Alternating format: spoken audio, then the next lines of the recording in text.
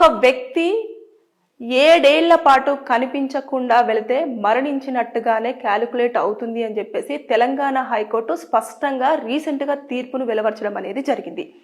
ఎందుకు ఈ తీర్పును వెలువరించింది అనేదంటే, ఒక కేసులో సుగుణ అనే మహిళ తనకు క్యాన్సర్ ఉంది, తన భర్త 21 ఏళ్ల క్రితం నుంచి కనిపించకుండా పోయారు. ఆవిడ కూడా ఎఫ్ఐఆర్ ఫైల్ చేయడం జరిగింది, భర్త మిస్ అయ్యాడు అని చెప్పేసి. కానీ ఇప్పటి వరకు అతని ఆచూకీ అని తెలియలేదు. కాబట్టి తను ఇండియన్ బ్యాంక్లో పనిచేసేవాడు కాబట్టి తన ఉద్యోగము భార్య అయిన నాకు కావాలి అంటూ కోర్టును అప్రోచ్ అవ్వడం అనేది జరిగింది. కాబట్టి ఒక భర్త 7 ఏళ్ల పాటు ఎలాంటి ఫోన్ కాంటాక్ట్ కానివ్వండి, అదేవిధంగా ఎలాంటి ఆచూకీ తెలియకుండా ఎక్కడ బ్రతికున్నారా లేకపోతే బ్రతికి లేరా అనేది మనకు తెలియకపోతే ఆ వ్యక్తి మరణించినట్టుగానే క్యాలిక్యులేట్ చేయబడుతుంది. కాబట్టి ఆ ఉద్యోగాన్ని తన భార్య అయిన సుగుణకు కేటాయించాలి అని చెప్పేసి ఆ బ్యాంకుకి ఆదేశాలు అనేది ఇవ్వడం జరిగింది.